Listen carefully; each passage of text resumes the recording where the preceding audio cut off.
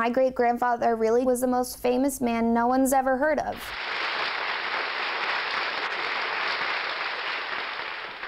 Now, we're not going to identify this contestant panel because to identify him would be to tip off his secret. We will call him simply Dr. X. Now, Doctor, if you will whisper your secret to me, we will show it at the same time to the folks out there.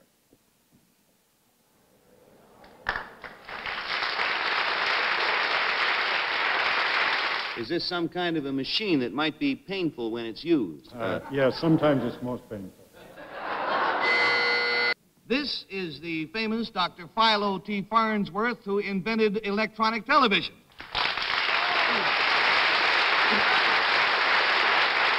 And, sir, how old were you when you invented television, or the first television machine as we know it today, first television system? I was 14. 14 years old. It's hard to imagine the world my great-grandfather was born into in 1906. No computers, no cell phones, no cars, no airplanes, and certainly no television. When he was growing up in a log cabin in rural Utah, his primetime entertainment was staring at the moon and dreaming of the future. An electric generator and a stack of science fiction magazines fueled young Philo's imagination. Then, in 1920, at the age of 14, while harrowing a field behind a team of horses, he had a revelation. If he could train an electron to do what horses were doing and go to the end of a row, turn around, and start over, he could send pictures through the air. The next year he entered high school, and he tried to talk his way into a senior science class by describing his dream of an all-electronic television. His teacher had no idea what he was talking about, but agreed to tutor him and saved the very first drawing of a television camera. By 19, Phil had attracted investors, built a lab in San Francisco, and proposed to his sweetheart, Elma. He says, there's another woman in my life. Well, before I could faint, he said, and her name is television. The only way I see that we would have as much time together as I'd like is if you work with me. How about it? On September 7th, 1927, with my great-grandma at his side taking notes, Philo successfully transmitted an electronic image for the first time. I knew from the shaking hands that he was very emotionally impacted. But he said, well, there you've got television. That was what he said. The backers said, Farnsworth, when are we going to see some money in this thing? Phil had painted a dollar sign on a slide, and that's the first thing they saw, was a dollar sign. By 1934, he was ready to demonstrate television for the first time. Philadelphia's Franklin Institute was overflowing with people wanting to see his new miracle. Although the screen was only about a foot in diameter, the crowds were transfixed and refused to leave. We didn't realize how hard it was to keep live pictures going on television yet. We had everything from trained dogs and bears, ventriloquists and puppet shows. And there was one clear night and a full moon, and Phil turned it on the moon, and that got more of a response from the public than anything. The headline was the moon sits for its first portrait. Take a picture of the moon above in May or June, then you can make a love morning, night, or noon by the light of the same home. Take a picture of the moon on high when it... Popular Science presents a backstage preview of television, the newest miracle of modern electrical engineering. Technicians in the Farnsworth, Philadelphia laboratories have helped to make television, the dazzling dream of the decade, a practical reality today.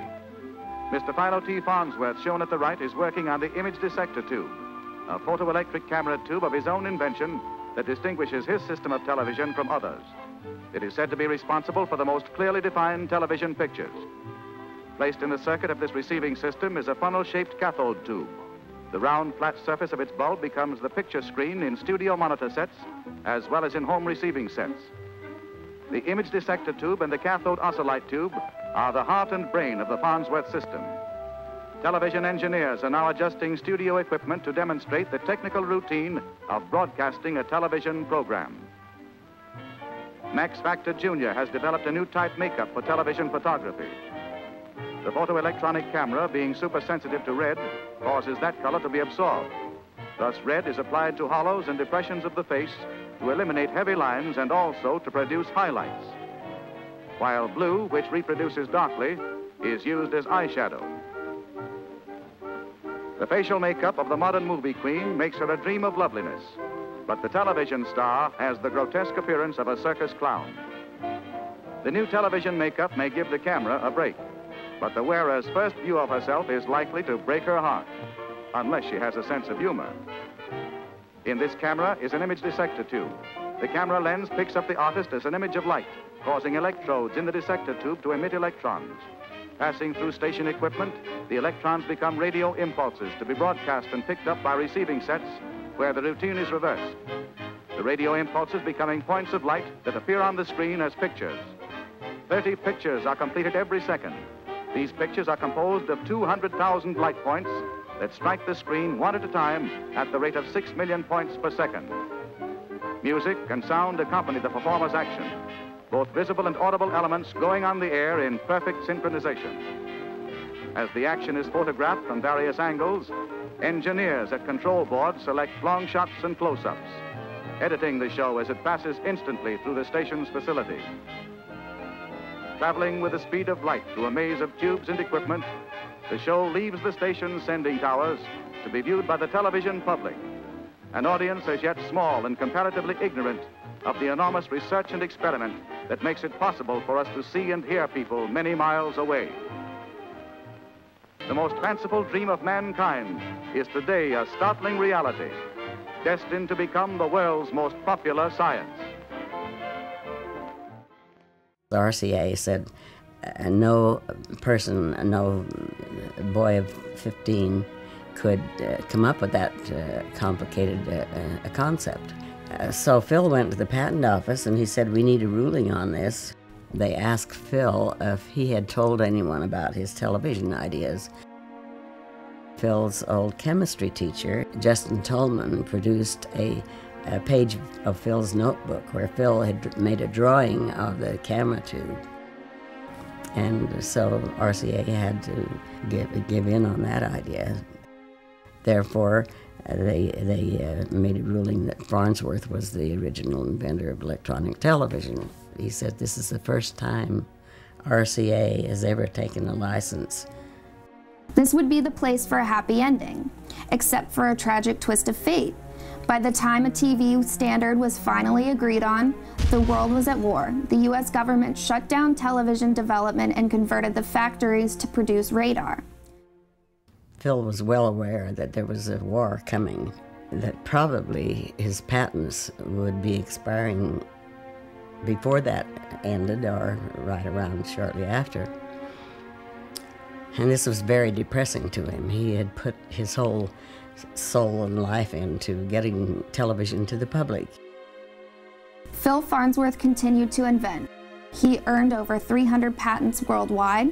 If his atomic fuser had been successful, we might all be flying around in nuclear cars by now. He should be a household name, but despite a cartoon descendant on Futurama, he's not. Unfortunately, Philo T. Farnsworth never profited from his invention. He was squeezed out and did not participate in the growth and development of his beloved television. He refused to watch the damn thing. Then, on July 20th, 1969, a miniature version of his original image dissector was used to beam live pictures back to the Earth from the moon. We were watching it, and Neil Armstrong landed on the moon. Phil turned to me and he says, "Pam, this has made it all worthwhile." Before then, he wasn't too sure. As a child, I remember being cradled in my great-grandmother's arms, asking her to tell me about Philo and everything he had achieved. This has encouraged me to continue sharing the truth about Philo, and I believe it will inspire a new generation to also believe anything is possible. My name is Jessica, and I'm proud to be the great-granddaughter of both Philo T. Farnsworth and Elma Pem Farnsworth.